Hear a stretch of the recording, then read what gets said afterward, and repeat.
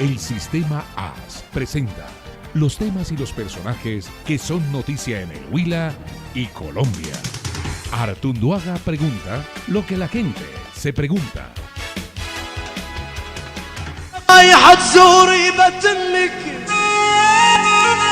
ولك إذا نقصك حسنك بتنياك ولك اشعليني عالكد الشكلس ولك اشعليني عالكد الشكلس. Escogimos el tema apropiado. Eduardo Rujana, tenga usted buenas tardes. Buenas tardes, Edgar, un abrazo. Eduardo Rujana ha sido registrador del Estado Civil, hoy es magistrado y estuvo de secretario en una comisión del Congreso, conoce la política, los políticos y habla muy sabroso. Usted es muy simpático. Muchas gracias, muy amable. No tanta deferencia porque me preocupa, pero quedo atento. ¿Cómo era su entorno familiar, su ascendencia, Eduardo? Bueno, empecemos por contarles, Edgar, que en el año 83 resolví mi estado civil y en esa definición entonces elegí a una dama huilense que desde aquel entonces y hasta la fecha muy generosamente me acompaña, y de esa unión matrimonial entonces hubimos de tener dos hijas, una que está frisando los 29 años y otra que se acerca a los 27, la primera casada hace aproximadamente un año y la segunda que se casa el próximo 19 de mayo precisamente, y entonces ese es mi cuadro familiar. ¿Y con quién se casa la segunda niña? Se casa con Daniel Artunduaga París, hijo de Mauricio Artunduaga fallecido y de la señora Marta Lucía París, que vive, por supuesto, y él, una persona relativamente joven, una persona con unas condiciones éticas y morales y sobre todo con una raigambre vocación comercial y empresarial, haciéndole honor a esa familia de la cual procede. Para bien, espero que más para bien que para mal tendrá un Artunduaga entonces en la familia. Sí, señora, afortunada. Sí, por supuesto que sí. Entonces vamos a tener ahí entonces unos Artunduaga Rujana, si Dios quiere. Artunduaga Rujana, vea cómo es la vida, cómo va de vuelta, ¿no? Sí, hábleme de sus padres, de sus abuelos. Bueno, Edgar, yo soy de ancestros, por línea paterna, de ancestros libaneses, y por línea materna, huilense y de origen aipuno. De manera que soy de origen, por línea materna, de origen aipuno. Mi mamá era nativa aipuno libanés, era nativa del municipio de Aipe, de la cual fui muy adelante, fui alcalde justamente de ese municipio. Sí, ¿y cómo era el viejo?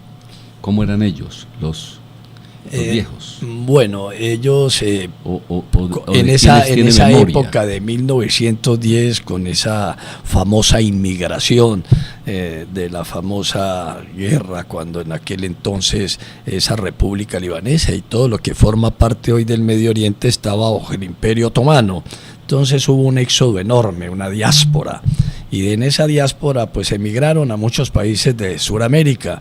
Entre otros, pues el país nuestro, Colombia, fue un destino de apetencia de todas esas colonias libanesas, y aquí justamente en nuestro departamento hubo una importante y significativa colonia libanesa de un número importante. Yo creo que frisaban los 100 ciudadanos de origen libanés en el Huila, y que hicieron muchas carreras y que echaron sus raíces, y hoy conocemos muchos vástagos y mucha descendencia haciendo papel protagónico en el Huila, y no solamente en el Huila sino en el país. Hubo un reciente libro que inspiró, promovió la Universidad Surcolombiana y justamente lo denominó La presencia de los árabes en el Huila, en donde se nos invitó precisamente al doctor Guillermo Plazas, quien fue el que realizó a solicitud de la universidad, después de un cuidadoso y detenido estudio sobre esa materia, hizo la introducción, y a mí me cupo la satisfacción de que se me hubiera postulado para hacer el prólogo de esa obra, que se acaba de distribuir y está en venta por ahí. ¿Cuántos turcos vinieron al Huila? Bueno, vamos a hacer una acotación. ¿Es despectivo el turco? Vamos a hacer una acotación ahí de orden justamente gentilicio, si me lo permiten. ellos nunca, jamás fueron turcos. Yo creo que por esta latitud del Huila y por el resto de nuestro país son muy excepcionales, contadísimos los que son turcos originarios. Lo que ocurre era que precisamente por... Tranquilo, déjelo que hable, que me parece bonito. Bueno, precisamente por ser el Medio Oriente en aquel entonces, a principios del siglo pasado, colonias del Imperio Turco, entonces el pasaporte que se les otorgaba cada vez que emigraban del Líbano, de Siria, de Jordania, de Palestina, pues se les daba el pasaporte turco. Entonces cuando venían a nuestro medio, entonces ellos acreditaban el pasaporte que los habilitaba para estar de residentes en estas regiones, y cuando entonces lo exhibían, entonces era turco, y ellos tenían que forzosamente repeler ese gentilicio y decir: nosotros no somos turcos, yo soy libanés, yo no soy turco, yo soy palestino, yo no soy turco, yo soy jordano. Pero como eran colonias turcas, entonces eso implicó el rótulo que se les conoce no solamente en este país, sino en otros países de Sudamérica, como los turcos, sin que sean efectivamente turcos, sino todo lo contrario. A Turbay en la campaña, y después le decían el turco Turbay. Correcto. Y a Hechen el turco. Sí, y a Gabriel Turbay el turco. ¿Y a Rujana también el turco? El turco, de cuando en vez, sí, no tanto, pero de cuando en me lo recetan. Sí, y hoy, ¿qué significa turco en el lenguaje de ustedes? No, solamente una percepción desprevenida de lo que es hoy la República de Turquía, y con todos estos problemas sociopolíticos que allende las fronteras por acá hemos visto de Turquía, el otrora imperio importantísimo otomano, ya desaparecido, y simplemente no ha sido fácil que se cargue con ese San Benito de turcos, cuando en efecto nunca lo han sido, ni jamás lo serán, porque no son originarios de allá, sino por aquella reseña histórica que me refiero de haber sido colonia turca. ¿Y en el Huila son muchos, son hartos, son importantes? Bueno, en principio, irónicamente, cuando la densidad poblacional de nuestro departamento era más reducida, había una importante y significativa colonia libanesa. Recuerde usted Almacén La Costeña con don Miguel Saab, recordemos por ejemplo La Cabaña con don Elías Ajar, recordemos que no solamente aquí alrededor de la galería habían 4 o 5 almacenes cuyos propietarios eran los señores Aljure, los señores Amar, los señores Nader, habían algunos empresarios del sector agropecuario como los Saab, habían otros importantes médicos, en fin. La colonia en el Huila hace 40 años, siendo la densidad poblacional más pequeña, era más significativa de lo que hoy es en día. Hoy en día está prácticamente reducida y son muy contaditos los descendientes libaneses que perseveran todavía en el departamento. Y hasta políticamente se están acabando. Mire que Hechen perdió. Sí, pues sí, efectivamente ese fue el resultado en lo que corresponde al actual senador Hechen todavía, y entonces pensaríamos que en términos de descendientes libaneses, estar de pronto retirado por razones obvias y comprensibles, ese nunca ha dejado de ponderar ciudadano Guillermo Plaza Salcid, que es descendiente libanés, entonces el que nos quedaba pendiente de que se bajara de la tarima, en esta oportunidad Jorge Eduardo Hechen Turbay, y recuerde un paisano suyo de Pitalito, Al-Haj, Edmundo Al-Haj, el otro de descendencia que estuvo por la Duma departamental y fue compañero mío en la asamblea en el año 90-92, Romano Cefair, en fin, de manera pues que incursionaron también, y de qué manera, no solamente en el Huila, pero particularmente en la costa atlántica, el alto índice de descendientes libaneses en las corporaciones públicas es bien importante, y en el mismo Congreso de la República. Yo estuve por allá, como usted lo anotó, fungiendo como secretario de la Comisión Séptima, y uno observaba que no había comisión de las 7 comisiones constitucionales donde no tuviera un porcentaje importante de descendientes libaneses, particularmente los procedentes de la costa atlántica. De manera que aquí en el Huila nos quedamos sin descendientes de origen libanés en las corporaciones corporaciones. Teníamos al senador Heche, que termina su periodo el próximo 20 de julio, y en otra hora quien fuera, como lo dije hace un momento, el notable, importantísimo y célebre ciudadano huilense Guillermo Plaza Salcido. ¿Cómo ha sido su trasegar en la vida pública, Eduardo Rujana? Yo tengo el recuerdo de cuando usted fue secretario de la Comisión Séptima y después le he conocido la trayectoria. Antes de eso, ¿qué hubo? Edgar, yo partí una vez como egresé de la Universidad Libre en el año 77, que me formé como abogado, y posteriormente cuando consolidé la implementación de mi disciplina profesional con la especialización del derecho administrativo, inicié a litigar, como era obvio y con natural para un ciudadano recientemente egresado en esa formación profesional, y seguidamente he incursionado en todas las ramas del poder público por más de 35 años. Esa etapa inicia en el año 82, donde me correspondió ser juez tercero penal en la ciudad de Garzón, y entre otras cosas, donde le recibí en esa época ese juzgado al hoy senador Rodrigo Villalba Mosquera. Me entregó el juzgado tercero, yo se lo recibí, y después pasé al juzgado promiscuo de Obo, donde allí tuve la oportunidad de recibirle también ese despacho judicial al hoy magistrado de la Corte Constitucional y amigo Eider Patiño. Entonces guardo con particular recuerdo que quienes me transmitieron las responsabilidades judiciales en ese par de despachos, el uno Eider Patiño, actual magistrado de la Corte Constitucional, y en el otro Rodrigo Villalba Mosquera, actual nuevamente senador de la República. Después de eso, entonces me dediqué a la docencia simultáneamente, y la docencia la ejercí por espacio de 20 años, tanto en la Universidad Cooperativa de Colombia como en la Universidad Nariño, asumiendo las 2-3 asignaturas que durante toda esa época profesé y regenté en esas universidades.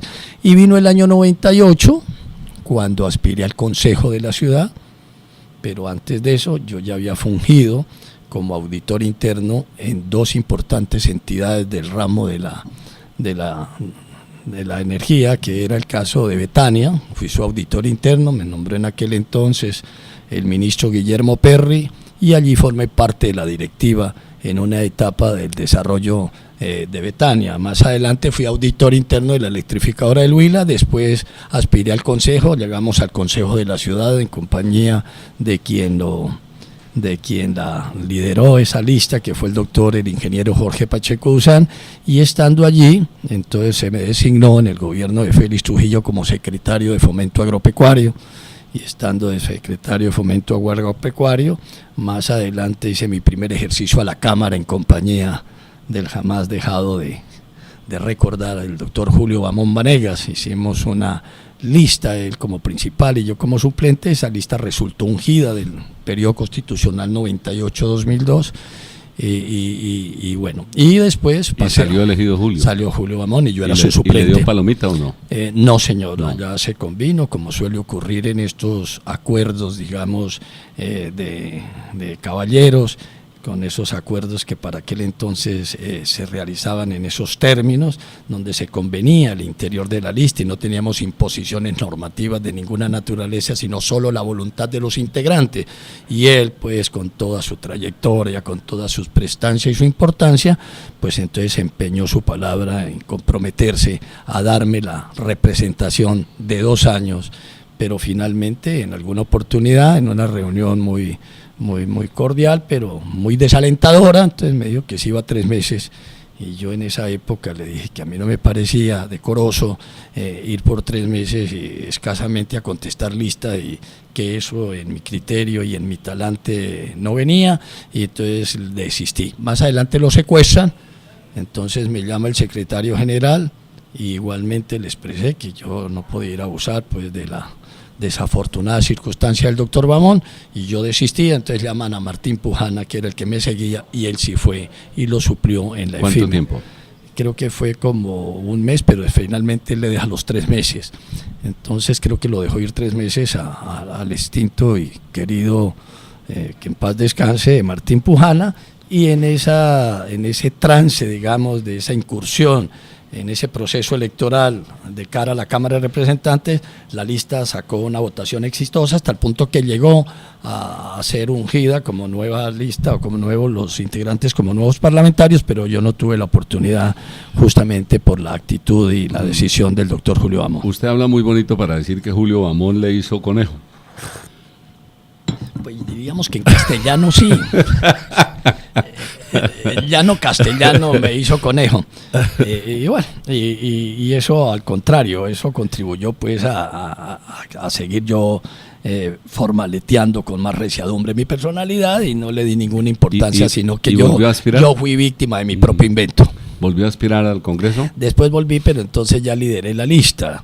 Entonces, en aquel entonces, el directorio liberal oficialista de la época, con los procedimientos propios que se establecieron, resolvieron sus directivas presentar 2 listas a consideración, que fue la del 98-2002. Y en esa lista, entonces, una la encabezó Consuelo González de Perdomo con la suplencia del ingeniero Gustavo Montealegre Almario. Y yo, a su turno, encabecé la otra lista con la suplencia de Alberto Borrero Brunner, que me acompañó pues por fortuna en esa época y la lista que salió elegida fue la de la doctora Consuelo González, como con 26.000 votos, y la mía pasó los 20.000 votos y no alcancé a llegar al Congreso. En ese momento entonces Edgar, es cuando, por decirlo de alguna manera, esa frustrada posibilidad de llegar al Congreso de la República, no obstante haber sacado cerca de 20.000 votos, entonces es cuando se me ofrece la Secretaría General de la Comisión Séptima, y allá estuve como tal entre el 98 y el 2002, cuando sobrevino, entre otras cosas, el secuestro del actuante, uno de los actuantes de esa comisión, el senador Hechi, cuando fue objeto de su secuestro, que todos se conoce que es de dominio público. Entonces ahí empatamos con que después de eso del Congreso usted regresa al Huila, es registrador del Estado Civil. ¿Por cuánto tiempo? Cerca de 14 años, creo que fueron 13 años, 8 meses. En esa oportunidad pues oficiaba como registradora nacional doña Alma Beatriz, y por supuesto recuerdo con suficiente claridad que usted hacía lo propio en el Senado de la República. Entre otras cosas, a propósito, yo en ese momento quería volver por mis fueros profesionales y compartía la oficina con el hoy importantísimo y valioso huilense, el doctor Alberto Yepes Barrero, actual magistrado titular del Consejo de Estado en la sección quinta, y entonces había desistido de proseguir en esa actividad administrativa, pero también menos, había decidido no continuar con el propósito político y volver por mis fueros profesionales y dedicarme a la docencia como lo venía haciendo, y paralelamente el ejercicio profesional. En esa oportunidad que huelga la ocasión para nuevamente reconocerle, agradecerle a usted que en su condición de senador entonces de la República tuvo a bien solicitarme mi hoja de vida para que se presentara en la Registraduría Nacional del Estado Civil, y de paso, por supuesto, con desprendimiento, sin prevenciones, con una espontaneidad enorme que me llamó poderosamente la atención, que hizo que sucumbiera a mi decisión de reanudar con mi vida profesional y de la docencia, y terminé aceptándole su sugerencia, y efectivamente se llevó la hoja de vida, ya se evaluó, se analizó, vino la entrevista de rigor, y afortunadamente en asocio de otras personas resultamos elegidos, y allí estuvimos por espacio cerca de 14 años. En nombre de la Providencia, de la extinta y que en paz descanse doctora Alma Beatriz Restivo, y por los buenos oficios y por la disposición suya que tuvo en considerar mi nombre para ese cargo. Pues creo que acerté y me gané unos 2 almuerzos. ¿Siguen cocinando sabroso en su casa, Eduardo? Sí, señor, hombre, afortunadamente he tenido el privilegio de tener una señora que sus más de casi 38 años que me acompaña, como 8 de novia y como 30 de casados, ella no ha tenido otra razón distinta a la de ser el centro de gravedad de ese hogar, y en parte de ese criterio ha entendido que lo importante es tener óptimas, eficientes, diligentes y cariñosas y afectuosas atenciones a su esposo y a sus 2 hijas. Entonces ella vive para nosotros y una de esas vivencias es precisamente tenernos un régimen gastronómico bien selecto, bien importante. Entonces nos acostumbró, como en todos los hogares colombianos, y como se suele decir, allá se come rico en la casa y vivo feliz comiendo, sí. Ella tiene destreza para esas cosas, además le encantan, le gusta, le agrada. Entonces ella lo disfruta y nosotros de Contera lo disfrutamos también. Lo consumimos. Y nosotros lo consumimos. Y ahora está en el Consejo de Estado, Eduardo Rujana. Bueno, yo creo que nuevamente invocar la providencia para agradecerle, porque pienso que ha sido como una clausura a mi condición y a mi disciplina profesional. Después de haber estado en la docencia orientando algunas materias que tienen que ver lógicamente con mi formación profesional, muy grato por cierto. 2, después de haber sido juez de la República, extraordinario igualmente, pues hoy tengo la oportunidad y el privilegio de estar precisamente en la sección 5ª, que entre otras cosas tiene, entre otros temas esenciales, pero por sobre todo el tema electoral. De tal suerte que ese es el órgano de cierre, y es que allí es donde se definen y se clausuran toda la dinámica y toda la jurisprudencia y toda la doctrina sobre estas áreas. Y como traía de 14 años de experiencia en el aspecto electoral, pues ya llegué, digamos, con unos altos índices de conocimiento en esas materias, obviamente hoy fortalecidas con la cantera pues, de jurisprudencia y con el grupo extraordinario con los que cuenta la sección, y entonces estamos trabajando intensamente sobre esos temas electorales. Y ahora, después de este proceso electoral, es como decimos coloquialmente, nos llega la cosecha y ya empiezan a llegar no sé cuántos y qué cantidad de demandas de naturaleza electoral. La cosecha es demandas de quienes se sienten perjudicados con el proceso electoral. Disímile, ¿no? Demandas por supuestas y presuntas inhabilidades, demandas por presuntos y posibles fraudes. Entonces son varias las causas que alientan sobre todas las personas que han resultado derrotadas, otras que resultan ungidas, pero que sus contendores le tienen algunos episodios que a juicio de ellos consideran y estiman que pueden estar incursos en una inhabilidad, o de pronto en otro evento, en otro escenario, que son causales suficientes para emprender, por ejemplo, la posible pérdida de investidura. Todos esos temas son de conocimiento, obviamente, del Consejo de Estado, y de otra parte, particularmente de esta sección 5ª, que es la que tiene, entre otros asuntos, el conocimiento de los aspectos electorales. Cuando usted utiliza la palabra cosecha, está diciendo mucho trabajo, porque esa cosecha puede ser la desgracia de muchos. Sí, porque observe hoy, Edgar, para darle una idea de qué es lo que sucede allá. En la sección 5ª, por ejemplo, son 4 magistrados titulares. Y hoy por hoy, en el caso del magistrado titular Yepes, no se tiene sino un solo proceso electoral que ya está para salir. Conclusión, no tenemos procesos electorales. En la sección 5ª puede haberlos en otra sección, pero en la nuestra, en el despacho del doctor Yepes, no existe sino uno. Entonces lo que tenemos es un asedio permanente, recurrente de cada 8 días, más o menos de 25 tutelas semanales.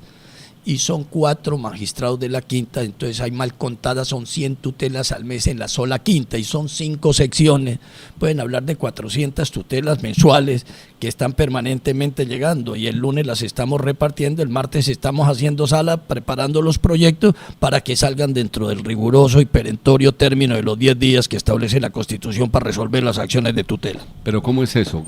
¿Llegan tutelas por qué? ¿Reclamando qué? Pues ese artículo 86... ¿Y por qué a través de una tutela? Vamos por parte del artículo 86, que es uno de los medulares, de los sensibles, de los que más eficacia han generado en la vida de los colombianos desde el año 91, en que se instauró la nueva Constitución Política Colombiana. Pues es la famosa acción de tutela, que está en sede de aquel ciudadano, de cualquier ciudadano de los 44 millones de habitantes que juzgue y crea que se le ha vulnerado su derecho, o se le ha amenazado, o se le viola un derecho, o se siente amenazado la violación de un derecho, a la vida, a la honra, a la propiedad, a infinidad, a la información, en fin, hay varios aspectos de la vida cotidiana de los colombianos y de cualquier ciudadano, pues, de que tiene a la mano el procedimiento o la institución expedita, pronta, eficaz, subsidiaria, residual de la tutela. Entonces, cualquier ciudadano que sienta que se le ha vulnerado o se le ha tratado de violar su derecho, pues acude a la acción de tutela. Eso tiene, por supuesto, en términos procedimentales, en términos de ley procedimentales, tiene unas instancias. Entonces, hay unas que son de competencia exclusiva del Consejo de Estado. Entonces, nosotros resolvemos tutelas, por ejemplo, cuando se promueven tutelas contra sentencias que se profieren en cualquier parte, en cualquier tribunal del país. Entonces, si la profiere un juzgado ordinario contencioso, por decir del departamento del Huila, la segunda instancia de un proceso ordinario pasa al tribunal contencioso de nuestro departamento, pero de pronto una de las partes insatisfechas con ese pronunciamiento y porque cree y juzga que se le ha violado el derecho con esa sentencia, entonces va al Consejo de Estado, allá se distribuye, le puede tocar a la cuarta y nosotros le hacemos la segunda instancia a la sección cuarta y podemos o juzgarla procedente y decidirla de fondo, o porque está haciendo usted una maestría. Bueno, en materia yo creo electoral. Que sí, en términos comparativos pienso que es una maestría. Estamos hablando con Eduardo Rujana, ex registrador del Estado Civil, hoy magistrado. Por sus ciudades y sus paisajes, sus tierras fértiles, su energía, por sus industrias y artesanías, por el bambuco y la arqueología, por el turismo y el encanto de sus gentes, porque es todo un paraíso para descubrir. Enamórate, enamórate, enamórate del Huila. Un mensaje del sistema AS. IBG Iván Botero Gómez sube la temperatura a 60. ¡Sí! 60 abonos quincenales. Sube la fiebre de las ofertas en IBG Iván Botero Gómez. Si tu número preferido es el 60, IBG Iván Botero Gómez te trae el plan 60-15. Sí, 60 abonos quincenales para que disfrutes comprando Alcoba Lisboa, Poltrona Galicia o Comedor Drevo con 60 abonos quincenales y llévate un espectacular obsequio. Válido por marzo de 2018. Aplican condiciones y restricciones. Neiva, Carrera Sexta, número 781 y Carrera Sexta, número 1075. También en Campo Alegre. Almacenes IBG Iván Botero Gómez. Edgar Artunduaga, al aire con la verdad. Doctor Jaime Salazar, tengo usted buenos días. Buenos días, Edgar, ¿cómo está? Bien, sí, señor, muchas gracias. ¿Y qué piensa de ese intercambiador que algunos dicen que no lo es? Pues que es un gasto absolutamente innecesario, lo mismo que el otro que está haciendo ahí al pie del estadio y del hospital. Esa plata han debido invertirla en otras cosas más urgentes. La doctora Ángela María Robledo Gómez, la vice de Petro. ¿Cuál es su aporte a la campaña de Gustavo Petro? Bueno, yo espero aportar lo que ha significado ser una mujer que está en la política, que 8 años llevo trabajando por la paz. Soy de alguna manera la voz de muchas víctimas de este conflicto en Colombia. Represento las madres, las mujeres que queremos una vida distinta y creo que eso es lo que yo puedo aportarle a una campaña como la de Gustavo Petro. Artunduaga Noticias, 1210 AM Neiva, 97.3 FM Vitalito, 88.3 FM Garzón. El Huila es uno solo con el sistema AS. Las mejores emisoras son del sistema AS. El Huila es uno solo. El Huila es uno solo con el sistema AS.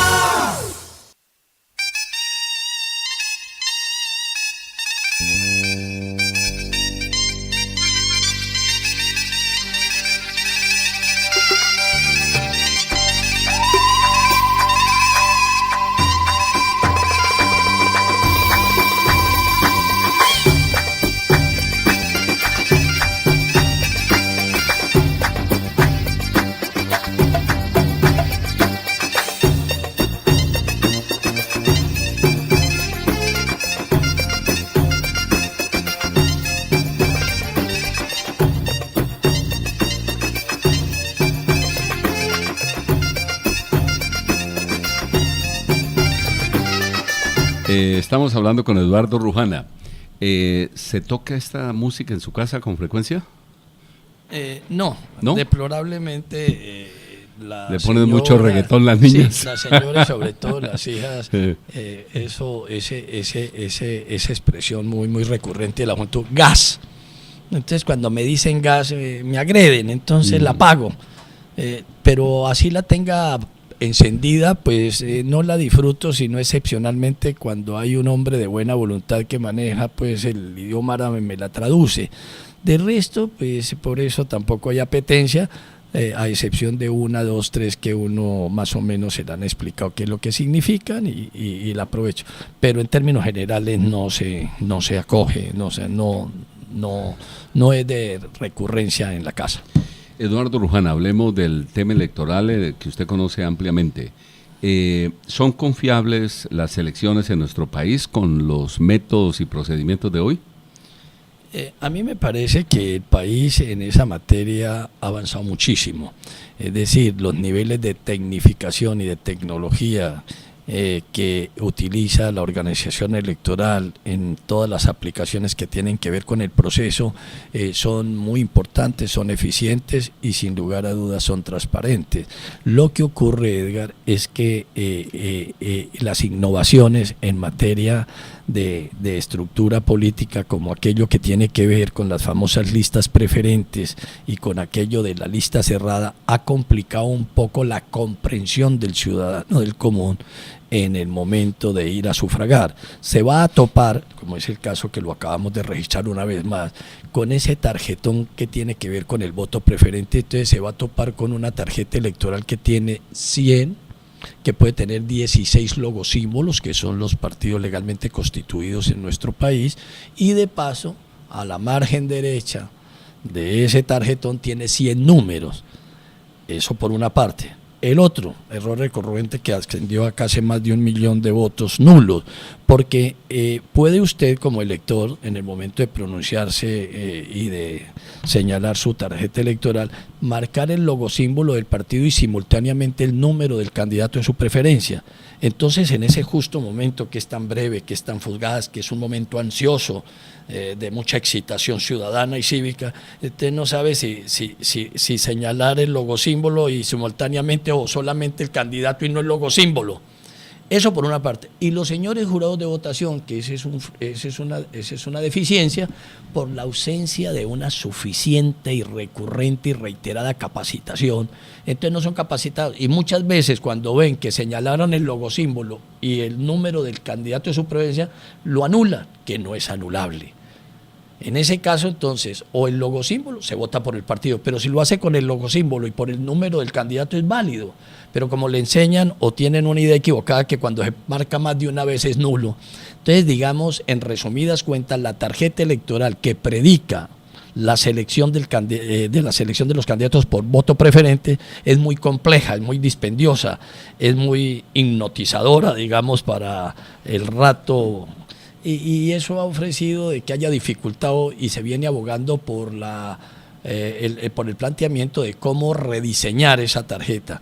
Pero lo más importante, Edgar, lo que se busca en el fondo de todo esto no es el problema de las formas, en este caso de la tarjeta electoral, sino que podamos tener en Colombia, más temprano que tarde, la opción de que los colombianos volvamos solamente por las listas cerradas, que viniendo la lista cerrada, expedita para el elector, expedita para los recursos económicos del país, que se hacen unos recursos supremamente altos, y de otra parte, para volver a rescatar la solidez y la fortaleza doctrinaria e ideológica de los partidos, donde no vayamos sino a votar por el partido de la preferencia, que ya la proposición política, programática y doctrinaria ya la debemos saber de antemano cuando vayamos a sufragar, pero vamos a votar por un partido donde las posturas de los integrantes de cada partido son diversas. Eso no lo entiende nadie, porque aquí hubo los amagos y lamentablemente eso se abortó, que era la famosa lista cerrada. Tendríamos entonces 16 partidos entre partidos legalmente constituidos y números significativos de ciudadanos, y teníamos un solo votico, voto por el verde, por el amarillo, por el rojo, y listo. Y entonces, acorde a la ubicación, ese es el que llega y punto. no hay ningún inconveniente ni problema.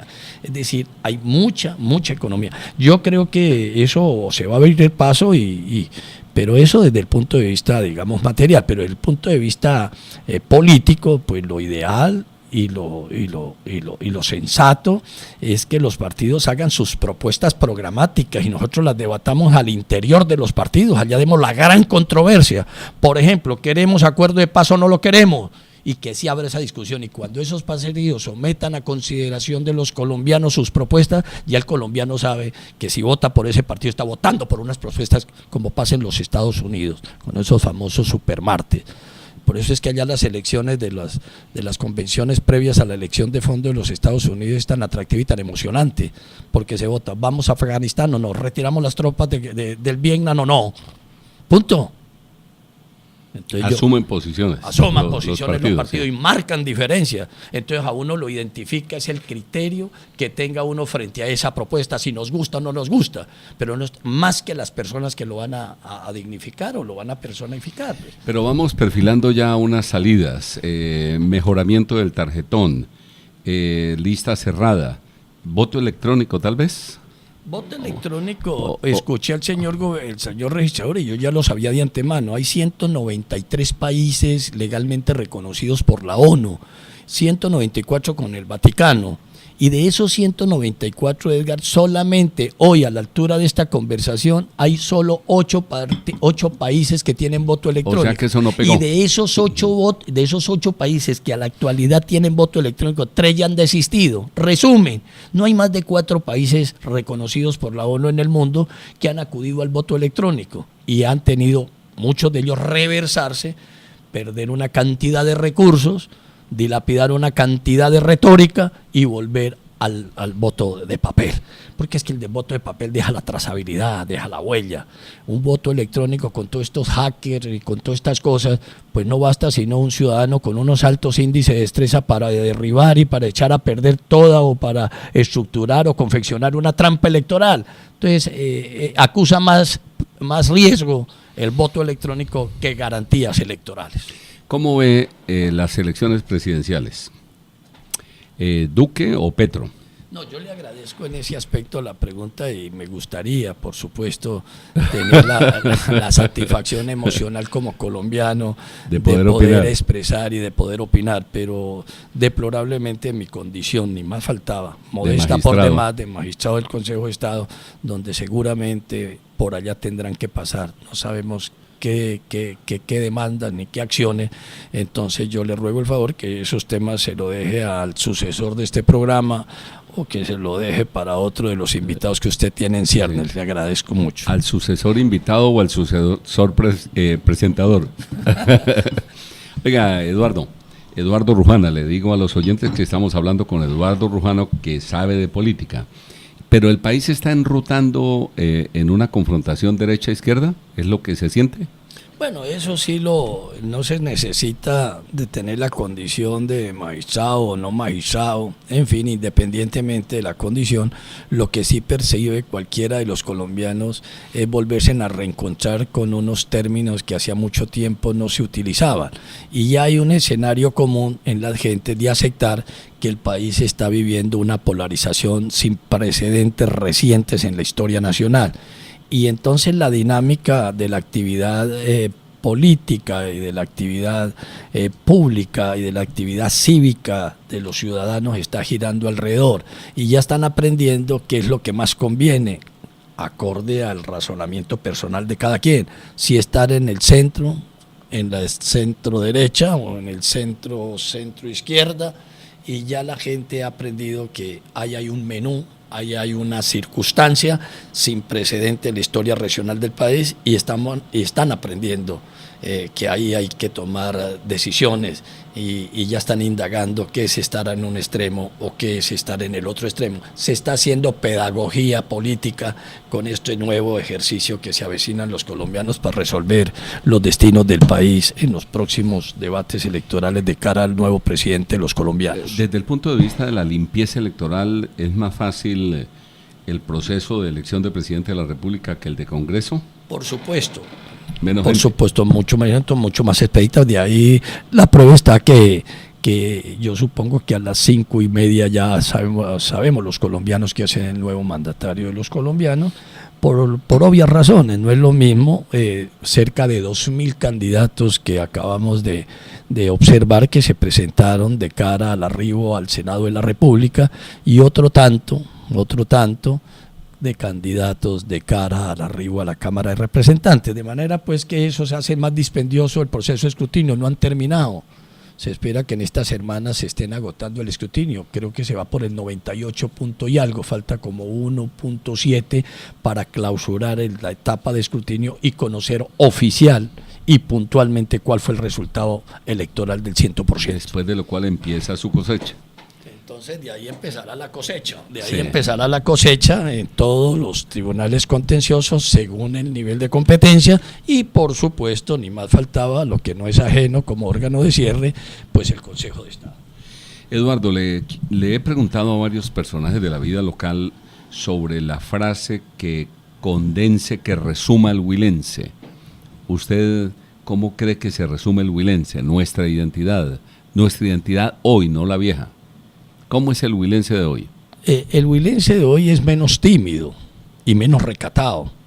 Ya lo observa uno un poco más abierto, ya lo observa uno contagiado pues de una personalidad mucho más espontánea. Y aquel ciudadano que acostumbramos a ver en décadas anteriores, recatado, tímido, que era un problema para uno poder saludar a los parientes. Entonces uno oía que el papá lo exhortaba: mijito, salude, que ese es su tío, mire, ese es su tío, ese es Edgar. Ahora no, ahora le pegan un coscorrón cuando entra el tío. Entonces, digamos, ya hemos ido perdiendo y hemos cedido a la timidez y al recato, ¿no? El recato era de si uno pensaba si se debía saludar de tal manera, si se debería comportar de tal otra, si debería plantear un tema o no planteando. Es decir, había mucha cábala para poder uno exteriorizarse, para poder uno desempeñarse. Yo creo que han cedido y ya vemos a un huilense menos introvertido, menos tímido y menos recatado. Sí, y más ambicioso o no, porque en eso siempre se ha hablado de que Lopita es medio lento. Sí, pero en eso sí me preocupa que deploro, que lo veo es ambicioso muchas veces no para las cosas que uno quisiera que lo fuera. No gran empresario, por ejemplo. Sí, por ejemplo, no lo ve uno muy pocas veces. Yo no recuerdo que se siente uno accidentalmente con un paisano y como fruto de ese encuentro le esté planteando espontáneamente una iniciativa. Hombre, he pensado en aperturar o de incursionar en la explotación o en el desarrollo de determinada actividad empresarial. Es decir, yo no recuerdo que uno escuche, pasan los meses y nunca escucha un tema de esa naturaleza, lo que no sucede en otras latitudes. No, es que estoy aquí tratando de explotar no sé qué, la pitaya, estoy tratando de ver cómo obtengo combustible a través del alcohol y no sé qué. Eso lo ve uno con mucha recurrencia en otros departamentos del país. En el caso del huilense somos ambiciosos a tener plata, pero no le cuentan a uno sino la mitad del crédito, pero no le dicen cómo la quiere conseguir. Y somos más bien como muy tendenciosos a buscar la plata sencilla, fácil, la que implique menos esfuerzo, la que acuse menos riesgo, la que sea más cómoda. Pero no somos dados a tener audacia, a asumir riesgo. No, le voy a hacer, pierda o gane, le voy a jalar. Son muy contados los que tienen y los que tienen esa actitud, los ve uno que han descollado, han fructificado y hoy son unos importantes y muy particulares empresarios en diferentes latitudes, diferentes órdenes. Un buen número de personas creen que para descollar es necesario llegar a la política. Y algunos evidentemente llegan a la política, se destacan y hasta se enriquecen. Eso ha hecho que la política entre en barrena por sus desprestigios, por la corrupción, porque mucha gente en la política resulta rica sin que nadie le conozca empresa importante distinta. Bueno, ¿haber usufructuado el Estado? No, discúlpeme, pero eso sí es una antítesis. El que pretenda el que haya querido, quiera y pretende llegar a la política para ser empresa económica, patrimonial, ese es un contrasentido. Ese simplemente no es otra cosa distinta que un potencial óigame bien, un potencial delincuente, porque si lo que quiere es buscar un medio, un instrumento para acceder y consolidar un patrimonio a través del desarrollo de la actividad política, pues esa es la antítesis. Uno, el que tiene ambiciones en materia política es aquel el que tiene la idea, el que tiene entre pecho y espalda el propósito de poder canalizar, de tramitar, de consolidar unas propuestas para su departamento, unas alternativas, unas metas, el de llevar un bienestar a una comunidad. Pero eso se volvió utópico. Pero si eso lo que se busca es que yo voy a llegar allá para ver si sucumbo a pensar en vocación empresarial y me voy a levantar una plata, pues no, pues eso es un potencial delincuente que está buscando ese medio, ese albergue para buscar el enriquecimiento fácil y temerario. ¿Usted cree que tenemos una buena representación parlamentaria? En esto, pues piensa uno que como hay un adagio que dice que cada uno tiene la suerte que se merece. Es decir, yo lo que veo es que esa reiteración de selección en lo que tiene que ver con los candidatos de nuestro departamento, de nuestra región, es precisamente que ha habido... Lo veo embolatado ahí. No, que hay una corresponsabilidad, uno tiene lo que se merece, es decir, ese es el reflejo de nosotros. Eso somos, lo que escogimos, eso somos. Yo lo invito a usted a que me resuelva la inquietud. Pues si un ciudadano X ha sido elegido 30, 20, 25 años, debe ser que ha satisfecho, que le ha agradado a esas personas que lo ungieron. Ahora, ahí sí me toca decir una cosa que es obligada. ¿Qué culpa tiene el estaca si el sapo salta y se ensarta? Bueno, ¿qué culpa tiene la democracia local y regional si esos son sus representantes? Bueno, esos son. Que para el exterior no sean de buen recibo, que no sean de buena lectura, seguramente, pero eso es lo que da la tierra y eso es lo que le gusta a la tierra. Entonces el problema no es de los que lo eligen. Si a nosotros nos eligen, pues aceptamos y nos posesionamos y pedimos con prontitud la credencial. Pero el problema es del constituyente, del ciudadano, que es el que define. Es el que se equivoca. Por eso cada uno busca el palo donde se va a ahorcar, doctor. Entonces, sí, cierto, cada uno busca el palito donde se va a ahorcar. Ahí hay un menú de oferta política, y si todos o la gran mayoría resultan elegidos es porque eso es lo que quiso el constituyente nuestro, eso es lo que quiso la comunidad nuestra, eso es lo que quiso la población huilense y punto. Que en otras latitudes son superiores, son mejores, creativos, emprendedores, desafiantes. Bueno, entonces sobre eso juzgar, digamos, a la ciudadanía sí es muy complicado.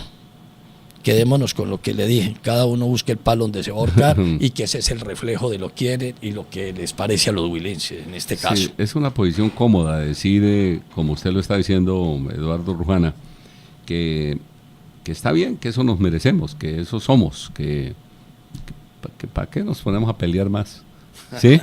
Que con eso quedémonos contentos. No, yo creo que si esa inquietud es la que a usted, digamos, lo compromete conceptualmente, y usted que tiene liderazgo en la región y tiene instrumentos para la divulgación, pues lo que hay que hacer, hombre, exhortar a la gente en decir cuáles pueden ser los elementos de juicio que se tienen que buscar para lograr alcanzar un buen vocero, para lograr alcanzar y consolidar un buen representante, que tiene que haber pedagogía en esos aspectos. Por eso es que vuelvo yo a la tesis inicial de la urgencia y la necesidad de fortalecer los partidos, para que vaya y se desgreñen a la interior de los partidos, a decir qué propuesta le van a llevar fuera de los partidos a la comunidad.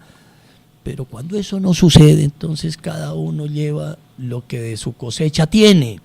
Pero cuando los partidos lideran los procesos políticos y las confrontaciones se hacen alrededor de la tesis de esos partidos, en los preámbulos de las elecciones, ya uno tiene unos puntos de referencia, ¿no? Yo me gusta que este va a reducir, va a mejorar los niveles del salario, el otro dice no, va a volver por los festivos, va a suprimir festivos. Bueno, 1000 propuestas y por esas votamos, y eso piensa uno aquí en cualquier parte del mundo, que esa podría ser la eventual conjuración a esos vicios. En estos diálogos donde yo disfruto mucho, le he preguntado a mis invitados sobre el amor, sobre el poder, y he filosofado con ellos sobre estos asuntos, pero también sobre la muerte. ¿Usted qué piensa de la muerte, Eduardo Rujana? Doctor Eduardo Rujana. En primer lugar, para serle honesto, yo le tengo mucho miedo. Es decir, yo escucho a muchos congéneres que me dicen, no, pues que cuando llegue, que listo. Pero también me he dado cuenta que cuando están a portas o cuando están en las postrimerías de la parca, entonces los veo angustiados y llámeme el médico y mire que está. No, yo sí le tengo miedo, yo no quisiera morirme. Pero como esa es una verdad letal, pues entonces la acepto. De ahí en adelante, por las convicciones religiosas, por las convicciones dogmáticas, pienso y aspiro que definitivamente en el marco de toda esta teología con que nos criaron, nos formaron y nos implementaron, yo sí tengo la esperanza que tenemos a partir de la muerte una resurrección y una nueva vida. ¿Resurrección? No, porque... ¿Usted piensa en la resurrección? No, lo que decimos es que nosotros morimos físicamente, sí, pero que definitivamente acuérdese que lo que la Iglesia y nuestra formación confesional nos enseña, de que nosotros vivimos a la eternidad y que después de la muerte, porque la otra tesis que usted se muere y se acabó, es una teoría pues antigua, marxista, y murió y se acabó, murió. Y otros que creemos, que pensamos y que creemos y que estamos... ¿En el cielo y en el infierno? Pues sí, para no entrar ahora en ese tecnicismo, bueno, estamos en la gloria o no estaremos en la gloria, es decir, que debe haber un reconocimiento, debe haber una premiación, digamos, desde el punto de vista espiritual y desde el punto de vista religioso, y yo creo, virtud de mi formación religiosa, que la hay y estoy convencido de eso. Dicho de otra manera, no me he podido convivir con la otra tesis de que uno muere y se acaba y hasta ahí llegó. No, yo tengo la esperanza que de ahí en adelante tenemos la recompensa o tenemos la condena. Y obviamente piensa que usted se ganó el cielo. Bueno, eso sí, no, por las obras los conoceréis, ¿no? Hace un acto de contrición y yo creo que cuando en vez todos los mortales llamamos a lista y cómo vamos, y hacemos el inventario, y entonces allá en el yo interior decimos, no señor, usted tiene unas cuenticas pendientes, y la parca le llega de aquí mañana lo coge fuera de base, y entonces ya no va a ser pues acreedor a una redención, ya no va a ser acreedor a una premiación espiritual y más allá de la muerte, sino que va a tener seguramente la sanción por esas falticas en las que incurrió. ¿Cree en la reencarnación? No, en eso sí, jamás la he contemplado y por supuesto, como muchas personas hemos leído acerca de eso, y hay teorizantes muy generosos en esos temas, pero de plano la desestimo y no la contemplo ni la concibo y no le veo razón de ser. ¿Usted tiene cuántos años, Eduardo? 63 años cumplo el día de mañana. Es un muchacho. Es un muchacho. Ha sido personero, ha sido alcalde, ha sido diputado. Primer gerente fundador del Atlético Huila, miembro del Fondo Ganadero del Huila. Hace 20 años presido una empresa que llama Cotrasneiva y por más de 20 años he sido su presidente hasta el día de hoy. Y en fin, entonces hemos estado en el tema del transporte permanentemente, hemos estado en el tema en el sector agropecuario porque tengo una actividad particular alrededor de unos predios que tengo en el vecino departamento de Caquetá, y gran parte hace más de 20 años dependo de mi salario y dependo de los modestos réditos que me deja la explotación pecuaria. Y usted tiene 2 niñas y ahora se le casa la segunda. Se casa la segunda. Se dedica a esperar nietos. A esperar nietos. Los Artunduaga Rujana. Los Artunduaga Rujana, correcto. Y es decir, va uno redondeando la vida. Con eso la está redondeando. Sí, yo pienso que ya empezamos a hacer ya un crucigrama hecho. Nosotros ya somos un crucigrama hecho y yo creo que ya nos estamos acercando a esa consolidación de lo que fue la parábola de vida, en este caso mía, y casi que estamos volviendo a nuestro estado natural. Ya nos vamos a quedar la señora y yo. Y ya, por supuesto, esas 2 hijas están incursionando en ir formando, organizando y tramitando su nueva convivencia y sus nuevos núcleos familiares, y estamos como empezamos, como empezó papá y mamá. empezamos con Marina y yo, y ya estamos a pocos días de volver a quedar ella y yo. Y menos mal que al dar toda esa vuelta uno se mira a los ojos y dice, chévere seguir viviendo. Porque si uno llegara a ese punto incómodo, sería difícil los años venideros. Sí, sobre todo si se llega con niveles de remordimiento alto. Yo creo que esos remordimientos... O resentimientos, esos conceptos yo creo que por más que uno los desprecie, terminan apareciendo en escena. ¿Y cuándo terminan apareciendo? Cuando nos estamos acercando ya pues a la última etapa de nuestra existencia, entonces ahí como que empezamos a llevar cómo ando de resentimientos, cómo ando de deudas pendientes, y eso es lo que le da el sosiego o le da la angustia, y uno anhela que sus últimos años los pase en sosiego para poder disfrutarlo poco. Y ahí sí, como decía el doctor Plaza, ¿no?, que cuando uno no tiene experiencia le hace falta y cuando ya la tenemos no la necesitamos. Eduardo Rujana, muchas gracias, ha sido muy grato hablar con usted este mediodía, muy amable. A usted muy amable por la invitación, Edgar, muchas gracias. Seguimos sintonizados, buen día. De lunes a viernes, a la 1 de la tarde, los temas que interesan al Huila. Artunduaga pregunta lo que la gente se pregunta.